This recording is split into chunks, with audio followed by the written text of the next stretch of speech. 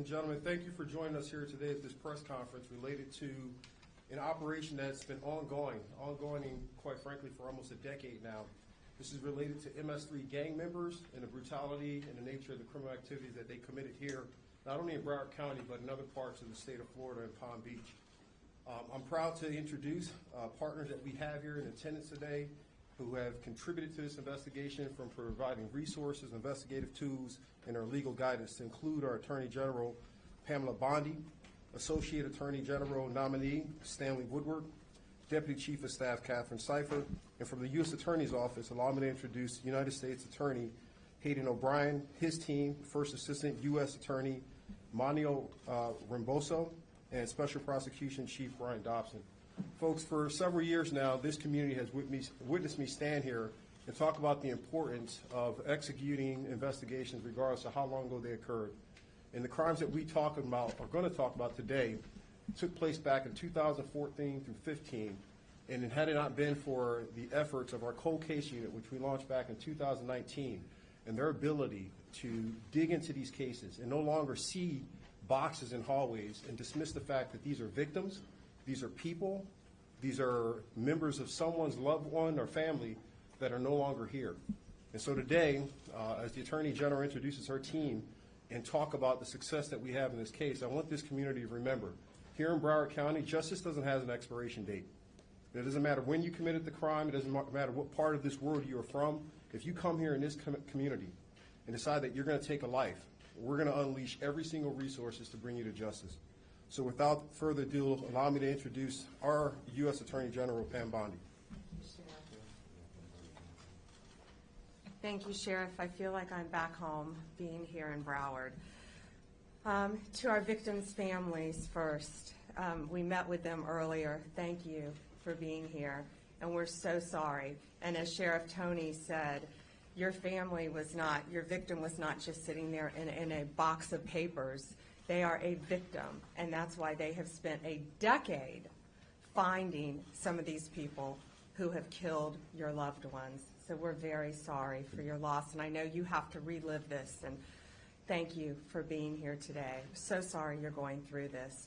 Sheriff Tony, thank you for your relentless pursuit of justice in these cold cases. And these cases are never cold when it comes to law enforcement.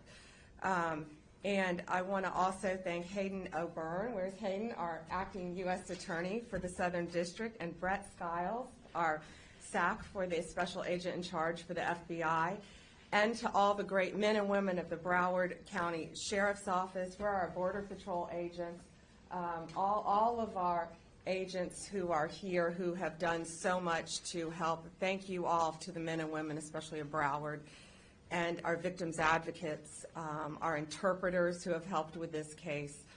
It takes a lot of people to make these cases, and they're so very, very important. And today, we're here to announce the arrest of 3 more MS-13 gang members who were in this country illegally, and they were in Florida, and we will be reviewing them. They've all been arrested for first-degree murder. We will be reviewing them to see if we will seek the death penalty.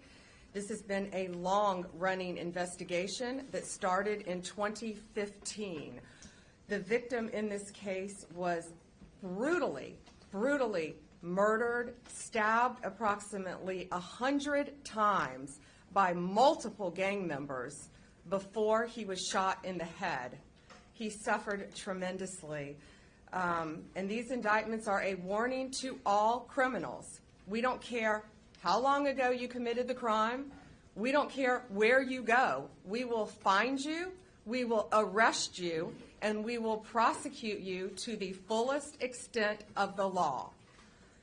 Gamez Maravilla was located in Lake County, Florida. Get ready for this. He was hanging drywall at the Villages when he was arrested. Bermudez Martinez was apprehended in Minnesota. Great police work by all of our federal, state, and local law enforcement agencies working together. Found this guy in Minnesota. He thought he got away with this crime, and he did not. Navarro Martinez arrested right here in North Lauderdale. They are charged with brutal murder of a young man.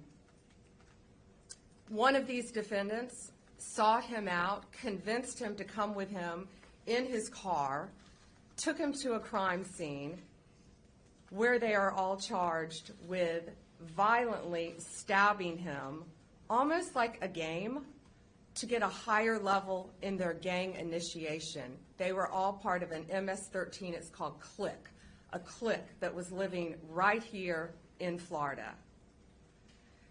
They're not just a street gang, they are a highly organized terrorist organization.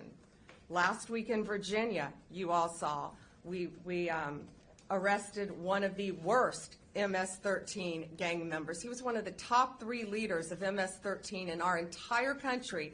He was living right in Virginia, half an hour away from D.C., in a nice apartment complex with normal neighbors, bicycles in yards. They are living among us because they think they can get away with this, and they cannot.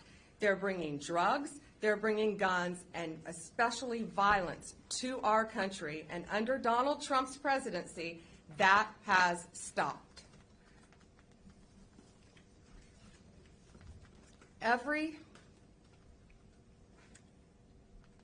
7 minutes, an American dies of a drug overdose. Over 75,000 people die a year of fentanyl overdoses. More than 2 homicides an hour happen in America. We know there is so much more work to be done, and that's why we are all here fighting for victims of crime. These gangs are organized, they are terrorists, and look at these 3 guys. They thought they got away with it for almost a decade, but they did not. Thanks to the great men and women of law enforcement, they were found, they were arrested, and if convicted, they will never see the light of day again. More arrests are coming. If you are a gang member living in this country, I'd self-deport right now because we're coming after you. It's my honor today to introduce U.S. Attorney Hayden O'Byrne with the Southern District of Florida. Hayden, thank you and your team for your tireless work on everything that you've done to keep Florida safe, but also to keep our country safe by taking these terrorists off our streets. Thank you, Hayden. Thank you, John. Thank you.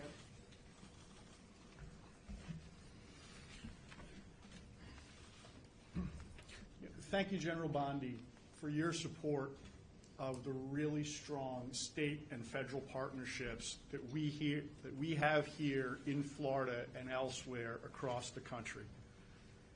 Today is just one example of what we can do when law enforcement works together as a team, as Sheriff Tony and General Bondi have demonstrated here with what we're able to do.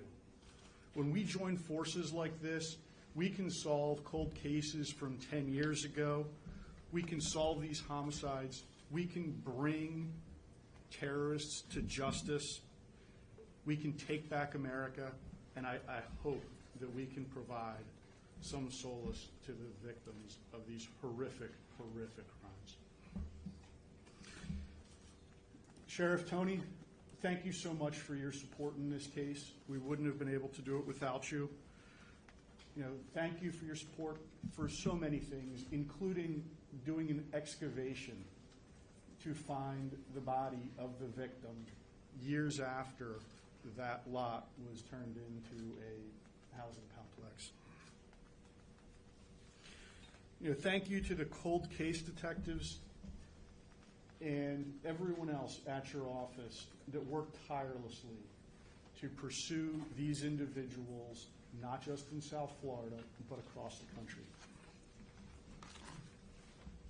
Now, I also want to thank the Palm Beach Sheriff's Office, Customs and Border Protection, Homeland Security Investigations, the Florida Department of Corrections, the Naval Criminal Investigative Service, and everyone else that was involved in this prosecution. We couldn't have done it without you, but when we work together, we can achieve these indictments and we can secure the convictions of these terrorists. The United States Attorney's Office and the Department of Justice, we will not stop working to pursue these terrorists and take back America. Thank you. I'd like to welcome to the stage the SAC of the Miami Field Office of the FBI, Brett Stiles.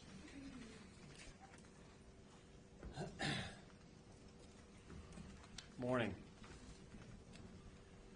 So on March 6, 2025, 3 MS-13 members were indicted for violent crimes in aid of racketeering, also known as VICAR, for murder as part of an ongoing FBI investigation involving 4 homicides in Broward and Palm Beach counties. So these 3 indictments represent the last of 9 subjects believed to be involved in 4 homicides. Within the last 6 months, 5 other MS-13 members have pleaded guilty, and the 6th was convicted at trial for Vicar murder related to this investigation. The convicted MS-13 members currently, one of them is facing a life sentence. All the others, if convicted, are also facing life sentences. MS-13 is a violent international criminal organization that has no respect for borders, law enforcement, or human life. In fact, one of the final tests for membership is to commit murder. They have made inroads into many cities across the country, committing a variety of crimes, including drug trafficking and extortion, and they must be stopped. This is why the FBI is dedicated to disrupting and dismantling the most significant gangs through intelligence-driven investigations and partnerships such as our Safe Streets Task Forces, the National Gang Intelligence Center, and our transnational anti-gang task forces. Again, I want to thank our partners in this complex investigation, to include the U.S. Attorney's Office, Customs and Border Protection, the Broward Sheriff's Office, U.S. Border Patrol, Homeland Security Investigations, the Palm Beach Sheriff's Office, and the Florida Department of Corrections Office of the Inspector General. Additionally, I want to highlight the ongoing the ongoing close cooperation with our law enforcement partners in El Salvador and Mexico on this and other investigations. Only through the hard work and diligence of law enforcement professionals within these organizations was this investigation a success. And the fight isn't over. Together, as a great law enforcement community, we're better positioned to root out any gang that seeks to commit violence against our citizens and the communities that we serve. So now to the South Florida community. We encourage anyone who may have information about gang activity to come forward and report it. This information is vital to our ability to keep the South Florida community safe. Thank you. Thank you, and thank you to Director Patel. You have, both the FBI has been working tirelessly to take these illegal aliens and all of these criminals off of our streets. Are there any questions?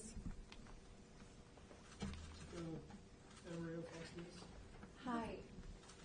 Obviously, the MS-13 gang has been here for the last 10 years. This is a cold case. Can you please explain and expand on the scope of how long and wide this gang, specifically in Florida, has affected our communities? Well, if you could see the pictures of this victim, too, brutally, any homicide, in my opinion, is brutal, but brutally stabbed. It was over 100 times, right, Sheriff? All over his body. I mean, his neck, his chest, his entire body, almost like a game. Didn't they call it a piñata? They called him a piñata. That's how frightening and dangerous these people are. These gangs are organized, terrorist.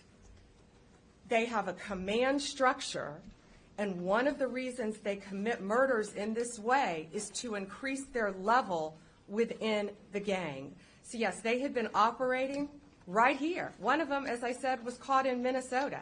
They are living among us, the most violent of violent, but no longer. Thanks to great police work, and again, it's state, local, and federal agencies working so well together. We're going to find them all and take them off the streets. These 3 were here illegally from El Salvador. Can you explain how the 9 and possibly 10th there, how they're are they responsible for more than one murder?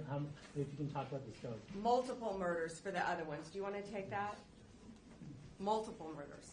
Yes, there were a total of 4 murders involving these defendants down here in South Florida. In the trial that just concluded, the people you see on the top row either pled guilty or were convicted of those murders. And then basically everyone on that was involved with the last murder that we've charged. And the 3 individuals that have been charged were involved in that last murder. They were part of the gang where they all went out and brutally stabbed the individual over 100 times as part of the gang initiation. So the 3 on the top there on the left, they're the ones for that Oakland Park murder? Yes. Everybody was involved in the Oakland Park murder, and then there were 3 other murders down here in South Florida that various gang members were involved with.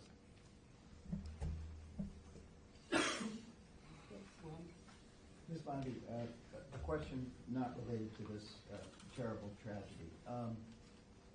As you know, it is routine for the department and the FBI to investigate matters such as the signal scandal, the interactions, inappropriate interactions between some of these cabinet secretaries on secure national defense information. Last week you told a reporter that the reason you have chosen not to investigate that was because you viewed this information as not being classified.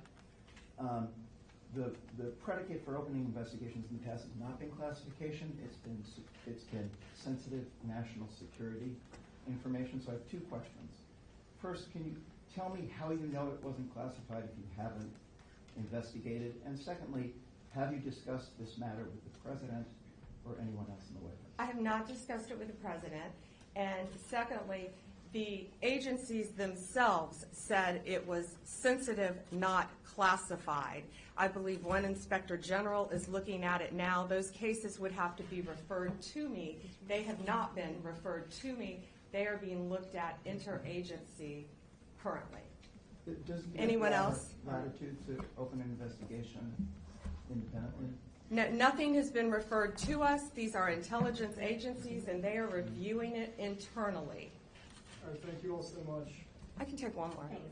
Hi, Betsy Klein, CNN. Yeah, hey, Betsy. On the topic of deportation flights, were you informed of Judge Boasberg's March 15th verbal order to turn planes around, and were you involved in the decision to defy that order? I don't think anyone defied an order by a judge. That's pending in court right now.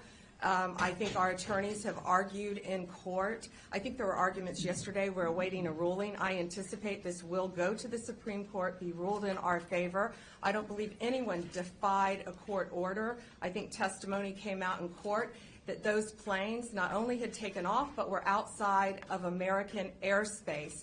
Moreover, they were illegal aliens from El Salvador, just like these guys on this chart, who are committing violent murders throughout our country. They were some of the worst to qualify under the Alien Enemies Act, and we should be concerned about the victims of these crimes here in our states more than these defendants. Were you involved Thank in you that all. decision? Thank you all.